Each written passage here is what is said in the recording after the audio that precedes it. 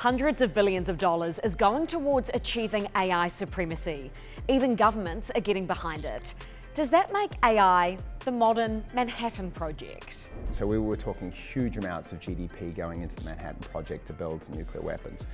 We're not there yet, but I think there is actually scope and room for this to be as big an investment for the US to make over the next 5 years. So if the trends kind of keep moving that way, I think you could see something of that order. Is this technology being built and developed and invested in to be actually utilised on the front line? Look, with any kind of defence, if you're not willing to use it or it's not credible that you're going to use it, then it's not a defence.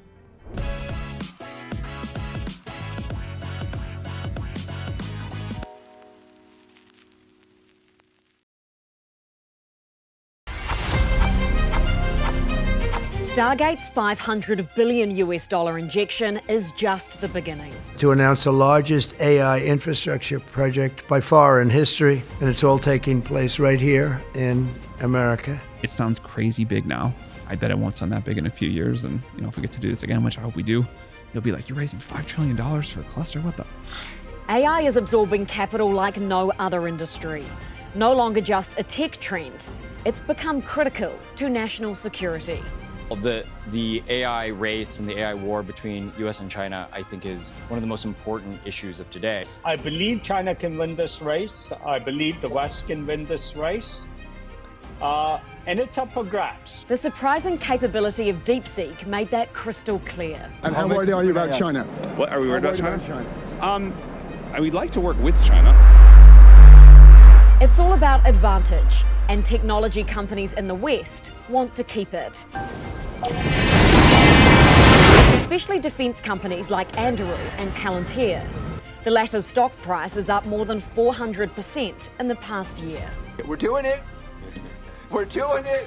And I'm sure you're enjoying this as much as I am. More companies are now plugging their military applications. Sean Gourley was one of the first. The New Zealand entrepreneur founded PrimerAI, a US-based company that was behind the Pentagon and Google's Project Maven. I caught up with him when he was home to discuss what's driving defence technology and the scale of US investment in artificial intelligence. Thanks so much for doing this, Sean. It's good to meet you. I feel like this is overdue. Yeah, look, it's one of these things we should have probably chatted like years ago, but here we are. Well, you're finally home, so I really appreciate you taking the time while you are back in New Zealand. There's no question that this is an AI arms race. I think you and I both agree that that is absolutely the case, as many others do. But talk to me about why a technology is at the essence of achieving supremacy right now.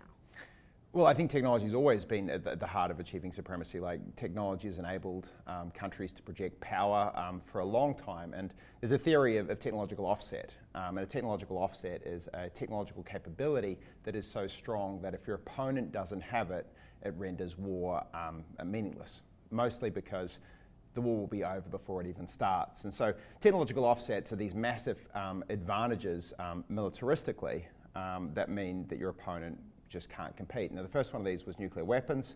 The second one of these was stealth weaponry and precision-guided munitions. And the third is posited to be artificial intelligence. And with artificial intelligence, I think is actually bigger than the previous two of these, because not only does it take care of the tactical, but it also supersedes in a lot of areas the human strategic components as well. So we're entering into that space where the third technological offset of artificial intelligence is being very, very fiercely competed for, primarily between the US-aligned countries and the Chinese-aligned countries. And so this is an AI arms race, and we're right in the middle of it. It's going on today. Is this technology being built and developed and invested in to be actually utilised on the front line in warfare, or is it a deterrence game? Are we building and developing this stuff so that our enemies are worried because we have it? Yeah, look, I think technology is always kind of invested in primarily for the deterrence factor, which is to say, look, we have these. To be clear, if we use this technology, it's going to end badly for you, so don't mess with us, right? So that's sort of first and foremost. Secondly, the question under this is it being used, or is it being developed with military applications in mind?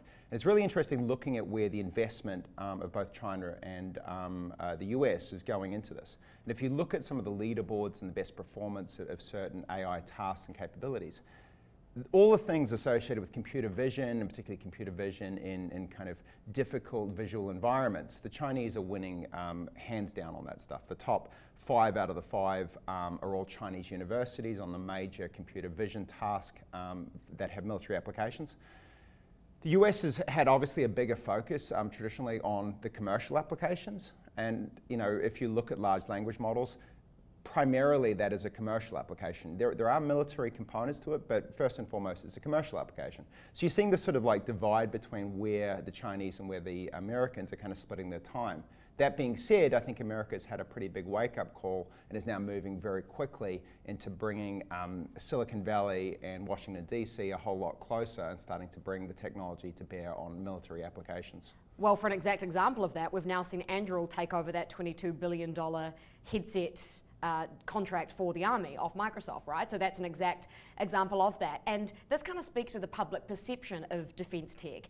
And Palantir's CEO, Alex Karp, is pushing this really publicly at the moment with the promotion of his new book, The Technological Republic. And he's effectively calling out the Silicon Valley companies for focusing on consumer tech, not having a national security mission. Given your role in this space, I mean, your company, PrimerAI, worked with the Department of Defense in the US, so you've been tied to this for a long time. How have you seen that public perception change, even over the past, 8 years since Project Maven, when this stuff was really disliked? Yeah, so look, we were part of Project Maven, and that wasn't a very popular position to take in Silicon Valley circa 2016. The social license to operate as a defense contractor selling to defense or intelligence in Silicon Valley was very, very hard to come by. And the reason for that, I think, is people in Silicon Valley believed at the time that defense was bad, war is bad, don't work on that stuff. Now, underneath that was kind of like, we want to make the world a better place, right? We want to change the world, we want to do good things for the world. But that stopped at defense, right? And so there's a naive view that's like, well, we can have everything that is good about Silicon Valley, all the freedom that we love, and we don't need to do anything for it, right? And I think like you can kind of wrap yourself in that naive view, and I think a lot of engineers and CEOs in Silicon Valley did that because the world became very black and white, and you don't need to focus on defense. And you were seeing people at Google that was initially involved in Project Maven, you were seeing engineers staging walkouts, protests, and saying, if you work on this, we will not work for your company. So it was a very, very volatile time in terms of running a defense-orientated company. And at Primer, like, we had to spend a lot of time, explaining to everyone that we worked with as employees, is like, this is why this matters. And I think the reality is once people have that conversation, they start to understand and they start to get it, but it takes a lot of work. What changed was as soon as Russia invaded Ukraine for the second time, as soon as that happened, it was like a light switch went on, and everyone in the Valley sort of woke up and was like, wow, this matters, right? Like, and all of a sudden, like, that changed. Now you've got companies like Y Combinator funding hardware for low-cost cruise missile development, which just would have been unheard of in 2016. So there's been a big change. However, we're 5 years behind the game. China was there, has been there, and the integration between military and civil fusion is a whole lot closer in China. So the US is moving fast, and it's great to see, but we're still behind, I think.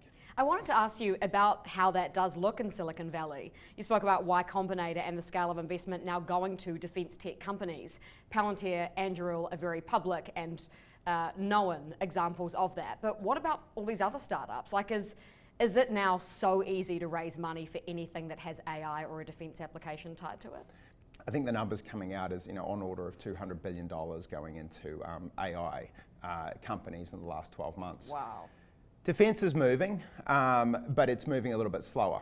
And I would say that's the sort of the one to watch for the next 12 months. We're going to see a lot more venture capital rolling into defense.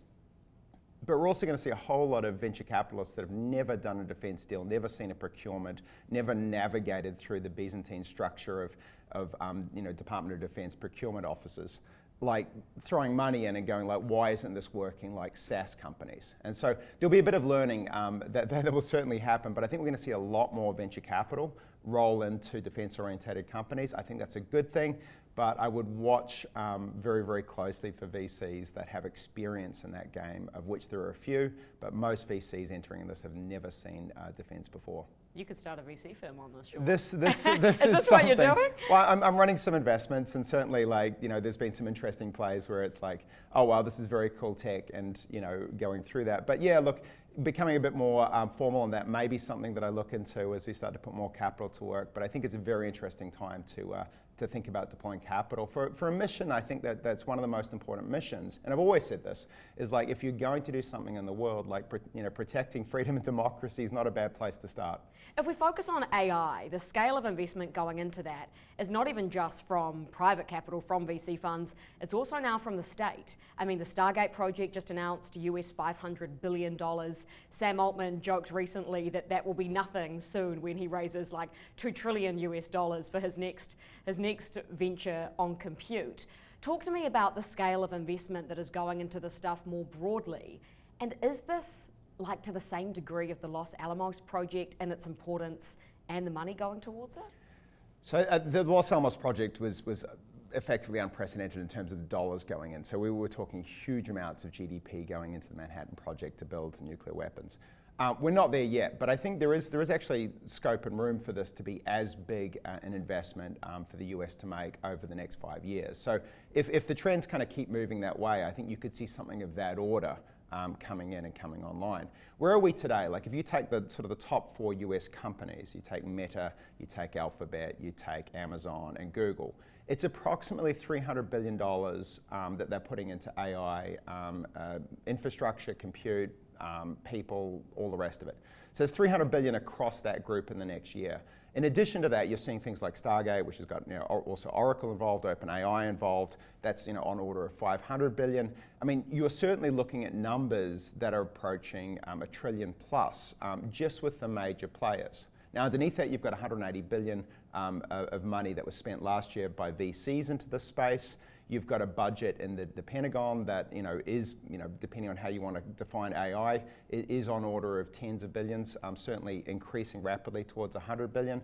So the space of this, like, you know, is probably the largest thing that we've seen in certainly the last decade in terms of investments rushing towards a single goal. We're not quite at the scale of Manhattan Project yet, but we're also not, you know, we're not a wartime economy just yet. Right? Like, I think we're inching towards that space, and if that is the case, you know, you would as we get closer to conflict, you would expect the AI investments to go up, you know, correspondingly. Is there a risk that this money is not spent productively, that it goes to companies that just aren't doing anything, they've kind of just slapped AI on their slide deck? And if that is a risk, how do we protect against it if there's public and both private money going towards it? Yeah, I mean, look, I think one of the dynamics of this, you're never going to get this stuff exactly right? So again, just have to remember that the priors going into any investment, whether it's public or private, if it's early stage, is 9 out of 10 will fail, and 1 should be wildly successful, right? That nothing's changed about those economics, right? Like, so if you want to point to a whole bunch of things that, you know, said they were doing AI and didn't get it right and failed, you're going to be right. There's absolutely going to be those there. But what we're looking for is the one that makes it. And, you know, I think part of the issue, particularly with public funding going into this stuff, is being comfortable with that risk profile, right? Because it's also easy, particularly when public accountability and constituents, to be like, you invested in this and it failed. That's terrible, right? So we've got to get over that and say, look, if we're going to get these big successful outcomes, we've got to be willing to have a whole bunch of failures that go with that.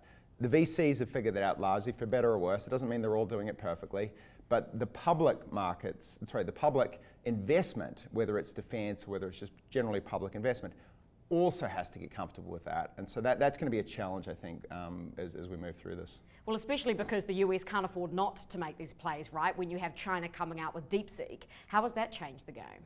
Yeah, so DeepSeek, let's kind of talk about this. If we go back in time here, there's this kind of scaling is everything, right? If we just scale these systems, we put more compute and more data, we're going to get better results out of it. And this has been a really consistent law that seems to have held now, in AI terms forever. It's really only been 5 or 6 years. But this kind of return on compute investment has been one of the sort of very, very encouraging, if you're an optimistic about where AI is going, a very encouraging law. Now, so that's number one. Now, what DeepSeek sort of, at least the headlines was, well, we just took ourselves off this curve, right? We figured something out, and it doesn't have to go that way. That's if you believe the numbers that they put out publicly. Yeah, well, so I think they were a bit disingenuous in the numbers that they put out, right? So firstly, they said $6 million. That's the cost of the final run. Like, okay, so we've got $6 million. Well, what chips did you run this on, right? So the estimates are that it was around 50,000 chips, right? Now, if you're running 50,000 chips, the question is, what chips are you running? You can't do these without some H100s. 100%.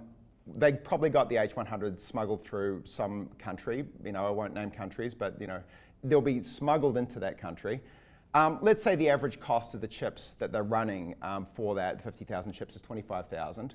It may well be a lot higher, because that's 25,000 on the free market. If you have to smuggle them, and they could be twice that price. But let's say they got them just at cost. That's 1.25 billion. Now, 1.25 billion of chips, but that's not the only thing you need, right? That's about 60% of your cost is the hardware. You've got networking, you've got power, you've got spare parts. That's even before you get to the people running this. So just on a hardware kind of component alone, assuming no sort of margin for like bringing chips into the country, probably $2 billion of CapEx to get a $6 million run, right? So like the headline could have been 2 billion and 6 million. To generate this output, which would have been a very different story. Now, underneath that, did they do some smart things? Yes, they actually did some really smart things, and particularly around the efficiency of running these models. And the efficiency of running these models, I think, is the first time we're really seeing kind of China taking a lead on efficiency of these systems. Right now, a few things they did very nicely. There's some good kind of like effectively truncating of matrix multiplication. There was some nice kind of low-level working with the GPU infrastructure. But there was also kind of a heavy use of mixture of experts, right? And so this kind of space here is like very much the sort of the open AI system to date, and a lot of the American approaches have been one model to rule them all, the sort of the Death Star approach, right? We've got one model that does everything, it's amazing. On the other side of this, when I think people are looking at, they're saying, well, that's ridiculous. Why would I build a model with a large language model to do mathematics when I can just direct any mathematics question to an agent that is much more specialized in knowing how to use a calculator, right? So that's very much the two approaches that have gone through, and I think it looks like DeepSeek has taken a very, very strong mixture of experts approach, which I think is where everyone's going to go, right? It makes zero sense to run an incredibly computationally expensive model to run a calculation that could be done, with an agent that has access to a calculator. So that side of it there reduced, I think, the cost and brought them, higher up that efficiency chain. And as a result of that, I think, very, very quickly we're going to see very, very similar approaches coming out of the US companies, mixture of experts, taking the efficiency gains and all that. They're still going to have all of the chips, and they're still going to be able to do amazing things with that. But what I think it's going to mean is that we're not even close to the ceiling of the performance of these models. And I think we're going to see at least 24 months of releases that keep pushing the boundaries of what these models can do forward. Now, if we take that from a sort of an economic perspective, well, let's say they're at high school level today. Arguably, they're at sort of undergraduate university level, depending on your undergraduate university. Like, we are certainly going to see these models in the next 2 years supersede the best undergraduates at university in almost everything that we do at university. In computer coding, they're already there, like unquestionably, like in terms of the testing protocols, they're already there. So that kind of side of the economic kind of disruption, I think, is already baked into the investments, and the DeepSeek stuff just pushed us even further, up that curve, because it said you can do more with less compute. If you look at all levels of the AI stack, and you've mentioned some of it when you were talking about DeepSeek and even Stargate, models at the application layer, then there's the infrastructure, data centers, Stargate, and compute, right? And that includes semiconductors, NVIDIA, or TSMC. Where do you think the biggest opportunity still exists for investors across that stack? I think what we're going to see is the application layer really come to the fore, right? One of the things I think about DeepSeek was that people loved the most was that you could see the chain of thought reasoning, right? It's frightening. Well, it's frightening, but I think it was also people gave a lot of trust to the systems. Once you can kind of explain your working, why you're thinking, what you're thinking, and see that step by step, people started to engage with it a bit more. OpenAI, had the same approach. They just kept it secret because they didn't want people copying, which is kind of ironic because DeepSeek probably copied a whole bunch of the outputs. But like that's a UI game, right? And if you look at this, is like the UI for these systems is literally like I'm going to type something, or I'm going to type it in and chat with it. This is like UI of like the 1980s online, bulletin boards on the first sort of like generation of the internet. We've done almost nothing in terms of creating a product experience for the users on top of this. So there's going to be a lot of productization of how do you make this technology feel better to engage with. And that will probably look like integration? Yeah, I mean, I think you're going to see it integrated in. And so one of the things that came through this, my take on all this stuff is, you're really looking at a lot of these technologies is really benefiting the major players that are in the tech space. It's so quick to be able to take the technology that someone else has developed and integrate it into your product that if you're an upstart company trying to do that and compete, say like you're trying to build an application to compete against Adobe's Photoshop, Adobe can take everything that's being developed and bring it into their application and make the experience better for every user, probably faster than you can build up a massive user base with the same technology. So I think it's really a technology that's going to enhance the incumbents in the software space. But I think it's going to provide interesting opportunities in some of the spaces that are a little bit slower to move. So the ones that aren't so technologically adept, you could start to see spaces where upstarts can take on and just outrun with the new technology, can outrun a whole bunch of the incumbent players. But if your game is like we're going to take on the major tech players with AI, they're probably going to move faster than you. So from an investment perspective, like my thesis on this has always been like back the incumbents, and they're going to do really, really well with this technology, and that seems to have sort of played out over the past 24 months. And you think that same thesis goes for all the other layers of the AI stack, infrastructure and compute, like no one can compete with NVIDIA at this point? I think it's interesting, like as you look at this, it becomes very, very capital intensive, right? So like your probability of a massive return on that becomes actually quite small. So like once you're sort of putting $500 billion into something, if you're able to achieve kind of mid-teens performance off the back of that investment, you're a rock star. But you're not going to get a 10x off the back of this, right? So as it becomes more and more capital intensive, look, if a startup, and OpenAI is one of those, can raise that sort of money to go into that, you're going to get some very, very interesting results from them. They will be competitive, but that's very, very different from a startup with 5 people saying we're going to take this on and we're going to win it. And so I think in this regard, like, the AI in the tech world in favors the incumbents.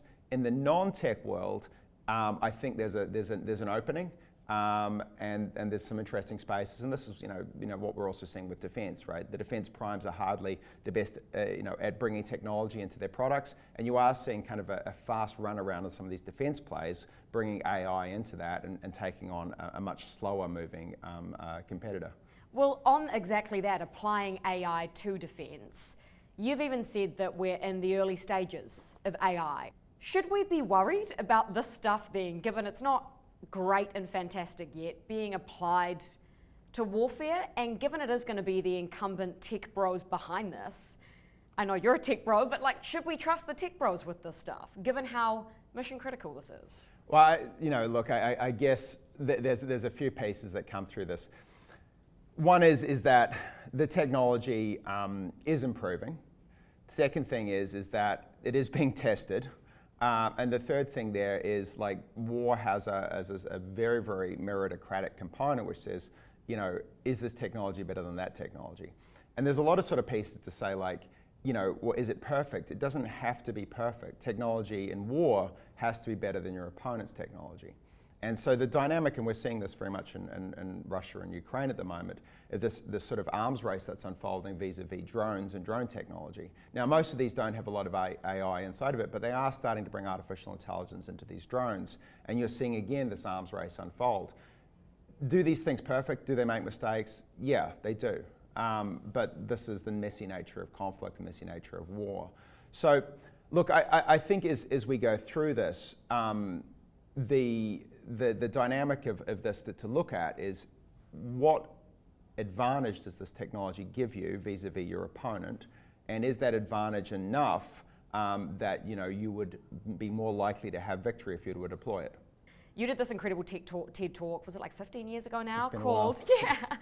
Called The Mathematics of War. How does AI change and alter the mathematics of war in terms of the probability of it occurring and the cost in terms of the financial cost of it, but also the cost of lives? Yeah. There's a few pieces that come through. So the first piece of this is to look at the transition of the patterns that we were observing in insurgencies. And we're seeing those same patterns exist online. And when you look at cyber attacks and cyber conflict, a bunch of my colleagues that worked on that mathematics of war research have also seen those patterns emerging in cyber environments. So it looks like they are persistent across physical and cyber, which suggests that if you look at this in terms of an AI-orientated conflict, those kinds of patterns would exist and emerge again.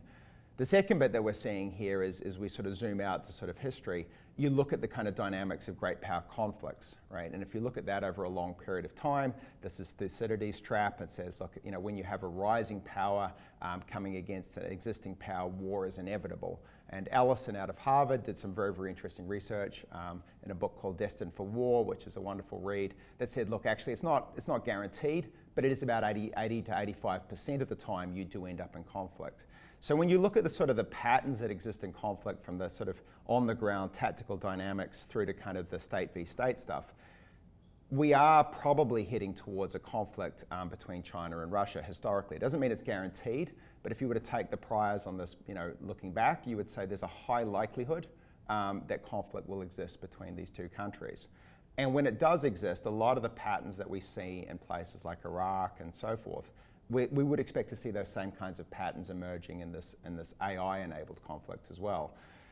So looking at that here, I think one of the dynamics that starts to say is, well, how does war look when you've got two drone swarms taking on each other over the South China Sea, right?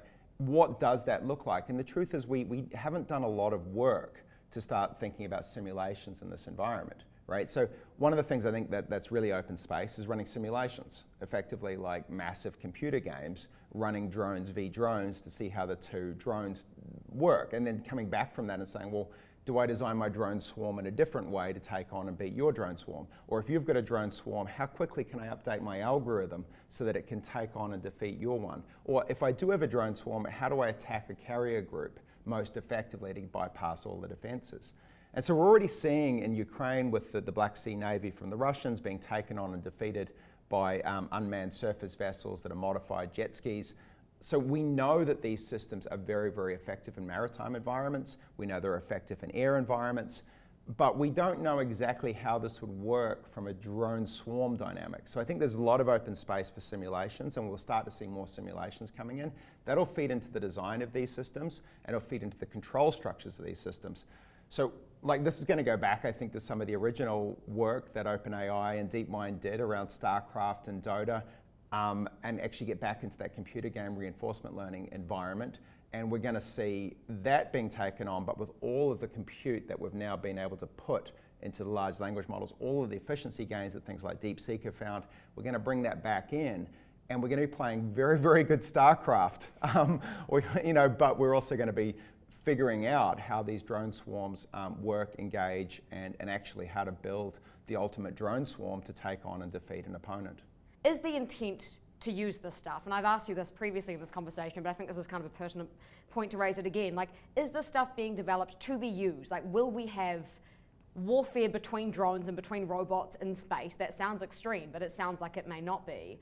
Or are we just doing this stuff to deter it all? As Palantir's slogan says, win the battle before it begins. Look, with any kind of defense, if you're not willing to use it, or it's not credible that you're going to use it, then it's not a defense. So you're building it to be used. You hope you never have to, right? You hope 100% that it never has to be used. But if it does have to be used, you'd be damn sure you're happy to have had built it and had it stored and had it optimized when the time comes. So I think the thing with defense is you're going down this line and you're saying, well, you're doing this stuff, you're pushing everything towards war, conflict, is inevitable. And you say, well, actually, no, if you build this capability and you create enough fear that it may be used, you can actually start to avoid that. And so the game in this stuff and anything defense orientated, build it, hope you never have to use it. But if you do have to use it, it better be good. People will say, probably comment on this chat, that we're warmongering, fearmongering by even just having this conversation.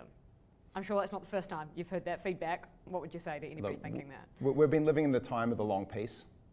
We've had 70 odd years with relative, or almost unprecedented peace in this world. And that's been largely driven by America as a global sole superpower, looking after everything, being the policeman of the world. That's come to an end. That has unequivocally come to an end. And the international rules-based order that New Zealand has grown and loved and really taken advantage of, where everything, any resolution goes to the UN and they'll decide, and the point of us as being just good kind of global citizens. We don't need to make enemies, we just be nice. We also don't need to make alliances. The world will look after us. That's come to a close. And as it comes to a close, like all of a sudden, a lot of the norms that define that world, where, don't worry, someone else will protect us, that's gone. Don't worry, national borders are sacrosanct and they'll never be taken. Ukraine, that's gone, right? New Zealand has to adapt to this new environment, right? And one of the things here is we're not going back to that old world, right? And so we may want that. We may wish for a peaceful environment, but that's not what we've been given. And because it's not what we've been given, we need to recognize that the end of the long peace has happened, and we're now into an age of great conflict between great superpowers. And New Zealand has a position that's very, very tenuous and very, very exposed. Not only are we in the theatre of battle, to be clear, this will be a Pacific battle space. We're at the bottom of that environment.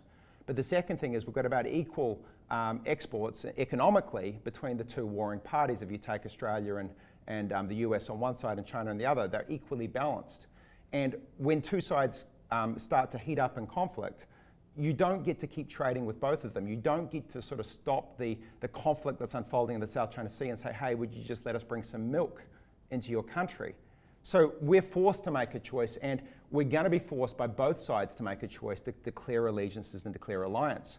A lot of New Zealanders want to remain neutral, want to remain independent, to keep our voice.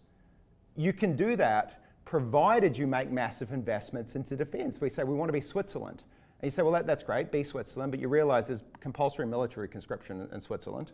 There's massive armaments, munitions, and weapons hiding under every single mountain.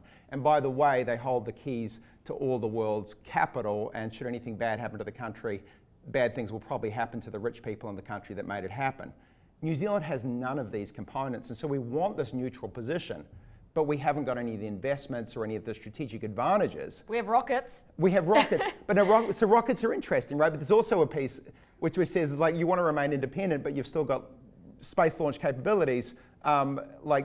You sure no one's going to decide that they want to take that away from you?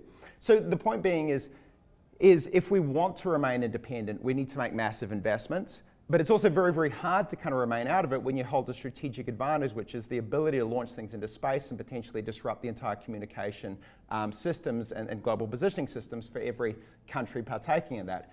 So the point is we're not, I think, in a position where we can say neutrality is a viable option without massive investment. In terms of investment, do you expect more investment privately, probably before publicly, start flowing to defence capability that we may not know about yet, some companies that are doing that in this country? Yeah, in New Zealand, it's actually some really interesting things. So Rocket Lab, for an example, it is predominantly a defence company, and its stock price is driven by its defence expectations. Sure, there are commercial components, but if you look at what's driving its stock price and its market capitalisation, it's its defence ambitions. It's about 21 billion US dollars, right? And I always kind of go back and compare that. Fonterra is about 7.1 billion. So you've got Rocket Lab is massive, and I don't think New Zealanders quite appreciate how big a defence-centric company we've got. Now, part of the reason they don't expect that is because Rocket Lab never talks about its defence components, because the social licence to operate as a defence operator in New Zealand is still not there. And I think that's wrong for New Zealand. New Zealand needs to say, look, actually, if we value the freedoms that we have, we value the components there, we need to be willing to defend them. And Rocket Lab is absolutely on that mission, and it should be proud about the defence components that it works on and does, and not have to hide that or sweep that under the table. But we're already in a place where we've got companies that are massive, with massive revenue ambitions, as judged by the public markets in the US, that are defense aligned. Much, much bigger than some of the biggest companies we have producing milk. Now, so if we can do that once with Rocket Lab, why not a dozen times? So there's some really, really fascinating companies around. So one of them that most people haven't heard of is Sios, based out of Tauranga, building autonomous vehicles. They've also got offices in England, producing some fascinating technologies for ground-based or surface-based autonomous vehicle units. So really, really big. No one's heard of them, but again, they keep it quiet. Dawn Aerospace, hypersonic ambitions for rocket-powered planes, highly maneuverable components, massive advantage in any military conflict, operating out of Christchurch, world-class, world-leading. No one else is building that kind of performance vehicle ever. But again, like, you know, its defense ambitions have to be sort of like kept very quiet. You know, on top of that, you've got Starboard Marine on the intelligence side, operating out of Wellington. Huge things monitoring the movement and the orientation of different vessels around the world as you look into this grey fleet dynamics of Chinese coast guards and fishing vessels trawling and cutting, you know, undersea cables. You know, Starboard Marine is there looking at it, watching it, seeing it unfold. So we've got all these capabilities, and there are many more, right, in this country. And any one of these could follow the same trajectory as Rocket Lab. You could end up with multiple multi-billion-dollar companies building defense and commercial applications with hardware. And I think New Zealand, you know, we should embrace the fact that we're really good at this. And we should also embrace the fact that this is serving a very important mission in the world, which is ultimately defending the values that we care about. And the thing is with New Zealand is like, we can't keep saying that the defense of the values we care about is a dirty word. That defense of these things is something we shouldn't touch. Because as much as that's been the world that we've lived in, it is not the world that we're moving into. And if we opt out of defense, we open ourselves up to whoever wants to take us. And at that point, the independent and the neutrality is gone, because whoever has taken the country, they get to choose. If you wouldn't mind, I would love intros to those three New Zealand companies you'd mentioned. I have to do episodes on them. You have to. So you have to come down and see. You have to come down and see a launch. You see the launch of a Dawn Aerospace, like the rocket. I mean, it's the fastest climbing vehicle, the fastest climbing vehicle that anyone's ever produced. Is it faster than Boom?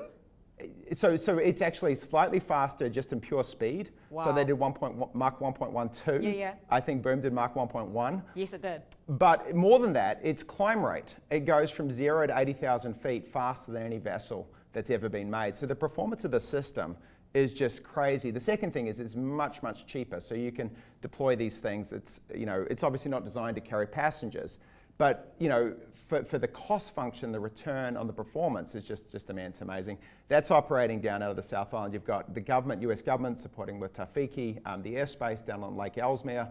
Really, really interesting stuff going on. You've also got companies like Kia building ultra-high flying electric aircraft. Mark Rocket's behind that, right? That's right.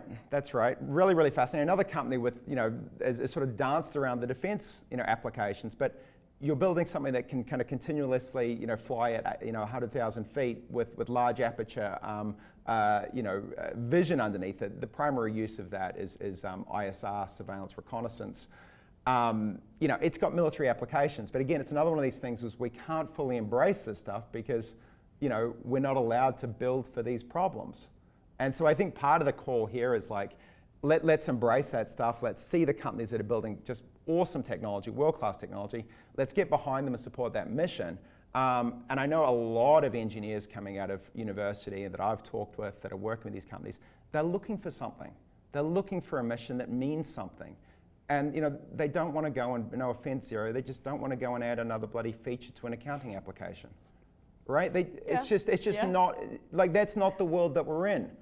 The world that we're in is I want to do something that makes a difference. I want to do something that protects the values that I care about, and I want to have the technological advantage on our side, not be subjected to it from the opponents that we're likely to face. Thank you so much for your time, Sean, and I can't wait to make those episodes. Yeah. Really appreciate it. I'll make the intros. Thank you so much.